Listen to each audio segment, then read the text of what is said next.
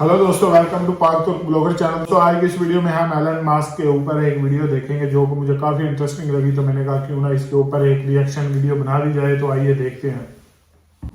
Because ये एक ऐसा इंसान है जिसके पास इतनी पावर है कि वो ह्यूमैनिटी का डायरेक्शन चेंज कर सकता है, हमें नई ऊंचाइयों तक पहुंचा सकता है, एट द सेम टाइम हमें डिस्ट्रॉय भी कर सकता है। इलॉन मस्क के बारे में इंडिया से जो भी वीडियोस है वो इसी बात पर डिबेट करते हैं कि क्या वो राइट विंग है या लेफ्ट विंग, वो कंगना को ट्विटर पे वापस लाएंगे या नहीं, डोनाल्ड ट्रंप को वापस लाएंगे या नहीं। But I feel the issue is deeper than that. इस वीडियो के दो पार्ट्स हैं। पहले पार्ट में हम जानेंगे कि इलॉन मस्क पूरे प्लेनेट को कैसे बचा सकता है, और दूसरा कि इलॉन मस्क हमें कैसे बर्बाद कर सकता है। आज हम उनके एम्बिशियस प्रोजेक्ट्स के बारे में जानेंगे। आई अश्योर यू, आप में से कई लोगों को इन प्रोजेक्ट्स के बारे में जानकारी नहीं होगी। ये फैक्ट्स जानने के बाद आप खुद डिसाइड कीजिए क्या ये इंसान एक हीरो है या विलन। कहानी काफी इंटरेस्टिंग है, तो प्लीज इस वीडियो को एंड तक देखिए, और अगर आपको ये वीडियो अच्छा लगा तो इसे अपने दोस्तों के साथ शेयर जरूर कीजिए। Part 1, Elon Musk the super hero. किसी भी हीरो की कहानी में एक विलन होता है। आज की दुनिया में विलन कोई एक इंसान नहीं, एक सिस्टम है। एक ऐसा सिस्टम जो पावर सिर्फ कुछ लोगों के हाथ में देता है और मेजॉरिटी को अब्यूज करता है। इलॉन मस्क के पास एक सुपर पावर है, सोल्यूशन ढूंढने की सुपर पावर। इसी पावर के साथ उन्होंने सिस्टम्स को चैलेंज किया है। कैसे? X.com के साथ। ये कोई पॉर्न साइट नहीं है, एक बैंक है। दुनिया की बैंकिंग सिस्टम फ्लॉड है, स्लो है, बहुत ज्यादा फीस लेती है और बदले में बहुत कम सर्विसेज देती है। तो इलॉन मस्क ने दुनिया की सबसे पहली ऑनलाइन बैंक बनाई जो बैंक के सारे काम कर सकती थी, यहाँ तक ऑनलाइन ट्रांसफर भी। ये एक रेवोल्यूशन था क्योंकि इसके बिना आज का Amazon, फ्लिपकार्ट पॉसिबल ही नहीं था। यही X.com आगे जाकर पेपैल बन गया। 2017 में इलॉन मस्क ने पेपैल से X.com नाम का डोमेन वापस खरीद लिया। इस डोमेन का इलॉन मस्क करेंगे क्या, ये किसी को पता नहीं। अब तक उन्होंने सिर्फ इतना ही रिवील किया है कि ये डोमेन उनके लिए काफी बड़ी सेंटिमेंटल वैल्यू रखता है। मूविंग ऑन, ट्रैफिक से आज हर कोई परेशान है। तो इलॉन मस्क ने 2013 में एक 50 पेज का पेपर लिखा जहां उन्होंने एक कॉन्सेप्ट बनाया था कि एक ट्यूब में वैक्यूम के बिना किसी फ्रिक्शन के अगर हम ट्रेन्स बनाते हैं तो हम बड़े शहरों को कनेक्ट कर सकते हैं और ट्रैवल टाइम 75% से कम कर सकते हैं। इसी पेपर पर बेस्ड वर्जिन नाम की एक कंपनी ने हाइपरलूप बनाया, which may be the future of connectivity.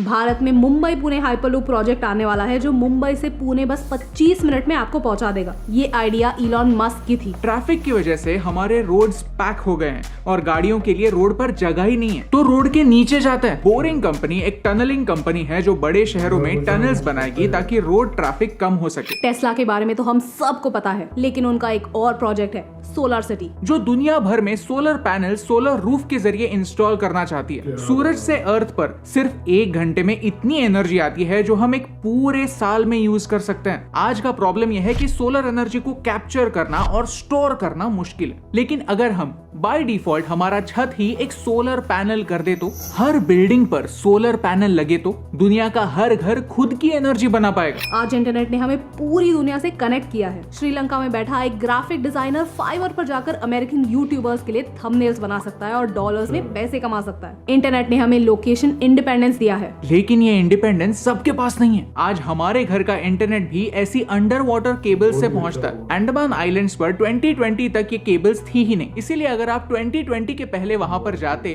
तो आपको 4G के जमाने में 2G स्पीड्स मिलते। लेकिन अब वहां पर इंफ्रास्ट्रक्चर है। ये इंफ्रास्ट्रक्चर बनाने की जिम्मेदारी सरकार की है, लेकिन सारी सरकारें ये जिम्मेदारी पूरी करती नहीं। एज अ रिजल्ट आज भी 25,000 से ज्यादा गांव इंटरनेट से दूर है। सोचिए, अगर वो इंटरनेट से जुड़ पाए तो, अपने लिए अपना खुद का इनकम सोर्स बना पाए तो भारत को आगे बढ़ने से कोई भी नहीं रोक पाएगा। ये कहानी सिर्फ भारत की नहीं, कई और देशों की भी है, और स्टारलिंक के साथ इलॉन मस्क ये प्रॉब्लम सुलझाना चाहते हैं। स्टारलिंक के जरिए सैटेलाइट इंटरनेट पूरी दुनिया तक पहुंच सकता है, वो भी मिनिमम इंफ्रास्ट्रक्चर के साथ, क्योंकि मैक्सिमम इंफ्रास्ट्रक्चर यहाँ पर ऑन ग्राउंड नहीं, वहां स्पेस में होगा। 40,000 से ज्यादा सैटेलाइट्स ऑलरेडी ऑर्बिट में है जो अभी बिना किसी केबल के इंटरनेट एक स्पेसिफिक जगह पहुंचा सकते हैं। इलॉन मस्क एक ऐसे इकलौते बिलियनर है जो अगला सुपरहिट ऐप नहीं बना रहे, हमारी ह्यूमन रेस को आगे ले जा रहे हैं। नील डेग्रास टाइसन ने इलॉन मस्क के रोल को एक काफी अच्छी तरह से एक्सप्लेन किया।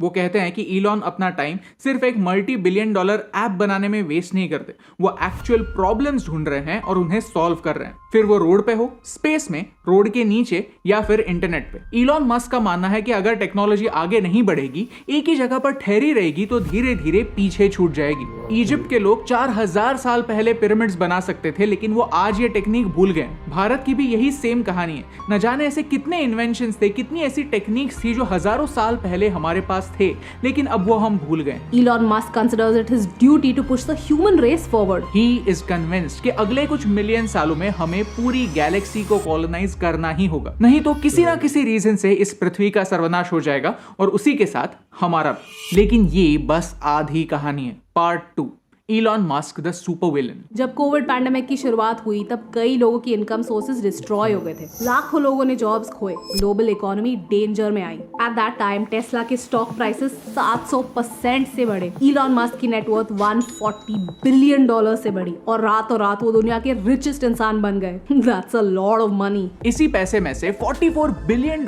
में उन्होंने ट्विटर खरीद लिया। ज्वाइन करते ही उन्होंने ट्विटर के सीईओ को फायर कर दिया और पूरा का पूरा बोर्ड डिसॉल्व कर दिया। यानी वो चाहते थे कि पूरा कंट्रोल सिर्फ उनके हाथ में रहे। यहाँ तक सिर्फ एक मेल भेजकर इन टोटल 3700 के आसपास एम्प्लॉइज को उन्होंने फायर कर दिया। ट्विटर इंडिया के 230 में से 180 एम्प्लॉइज को उन्होंने जॉब से निकाल दिया। That is almost ruthless. Twitter एक ऐसा प्लेटफॉर्म है जो सिर्फ एक तरह के ओपिनियंस को फेवर करता है, उन्हें प्रमोट करता है। ये बायस सिर्फ ऑडियंस को नहीं, एडवर्टाइजर्स को भी पता है। ये डिवाइड एडवर्टाइजर्स चाहते हैं। जब से ट्विटर को इलॉन मस्क ने खरीदा है, इलॉन मस्क कहते हैं कि ट्विटर का एड रेवेन्यू कम हुआ है, तो इलॉन मस्क मोनेटाइजेशन के लिए नए ऑप्शंस इंट्रोड्यूस करना चाहते हैं। फर्स्टली, ट्विटर का ब्लू वेरिफिकेशन बैच अब फ्री नहीं होगा, लोगों को हर महीने $8 पे करने होंगे, फिर आप कोई भी हो। सेकंड अपडेट फॉर क्रिएटर्स, अगर आप आपके ट्वीट के साथ एक वीडियो पब्लिश करते हो तो ये वीडियो देखने के लिए लोग आपको पे कर सकते हैं। ये चेंजेस इंटरेस्टिंग है, लेकिन ये चेंजेस हमारे लिए एक रिमाइंडर है कि कैसे सोशल मीडिया गेम के रूल्स कभी भी चेंज कर सकता है और हम एज यूजर्स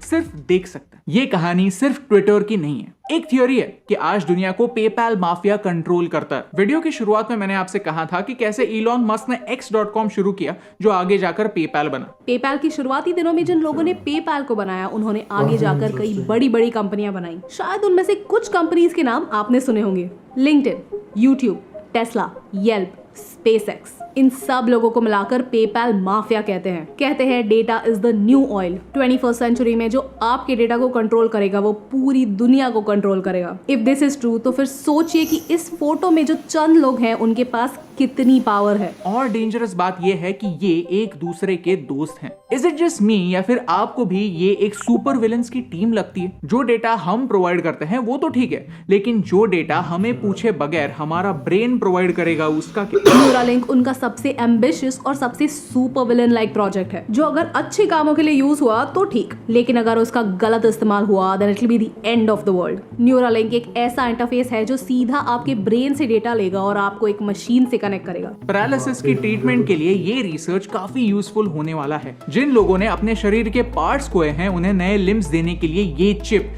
काफी यूजफुल होगी। लेकिन जब हम हमारे ब्रेन को सीधा एक कंप्यूटर से कनेक्ट करते हैं, तब वो चिप हमारे ब्रेन से क्या इंफॉर्मेशन चुरा रही है इस पर हम कंट्रोल नहीं रख सकते। This information could be our secrets, our passwords, our entire life. लगता है जिन सिस्टम से लड़ने में इलॉन मस्क ने अपनी पूरी लाइफ इन्वेस्ट की, उसी सिस्टम के मालिक आज इलॉन मस्क बन रहे हैं। तो हमने इस वीडियो के पार्ट 1 में जाना कि इलॉन मस्क एम्बिशियस है और वो ह्यूमैनिटी के सर्वाइवल के लिए कोई भी रिस्क ले सकते हैं, कोई भी सैक्रिफाइस कर सकते हैं। और पार्ट 2 में हमने देखा कि कैसे इस परसूट ऑफ एक्सीलेंस में वो रूथलेस हो सकते हैं। इन दोनों क्वालिटीज का कॉम्बिनेशन डेडली होता है। आप किसी भी सुपर विलन की बातें सुनिए, आपको उनमें लॉजिक जरूर दिखेगा। जब थैनोस कहता है कि दुनिया में रिसोर्सेस लिमिटेड है और पॉपुलेशन बहुत ज्यादा, तो यस, उसकी बात में दम है। जब तो दोस्तों, जैसा कि आप लोगों ने वीडियो में देखा एलन मस्क के बारे में कि किस तरह उन्होंने अपनी पेपाल कंपनी x.com कंपनी को पेपाल में कन्वर्ट किया। उन्होंने यानी जितने भी यानी डिजिटलाइजेशन जो काम हो रहे थे, यानी बैंकिंग सिस्टम को यानी फीस कम करने के लिए उन्होंने बैंक ओपन किया, जो बाद में पेपाल बना। तो बहुत सारी इन्वेंशंस उस बंदे ने की हैं और वो यानी अभी दुनिया का रिचेस्ट पर्सन है और यानी क्रिप्टो मार्केट में भी नंबर 1 पर है कि उसकी एक ट्वीट से यानी पूरी दुनिया हिल जाती है। यानी कोई स्टॉक को पंप करना हो या नीचे गिराना हो, सिर्फ एक ट्वीट की मार है उसके लिए। तो दोस्तों, उम्मीद है कि आप लोगों ने काफ़ी कुछ सीखा होगा इस एजुकेशनल वीडियो पर। तो मैंने कहा क्यों ना आप लोगों से शेयर कर दी जाए। तो दोस्तों, आज की इस वीडियो का इख्तिताम यही करते हैं। अगर आपको हमारी वीडियोस पसंद आ रही हो तो हमारे चैनल को लाइक, शेयर, सब्सक्राइब करना मत भूलिएगा। हमें दीजिए इजाज़त। अल्लाह हाफिज़, टेक केयर, बाय बाय।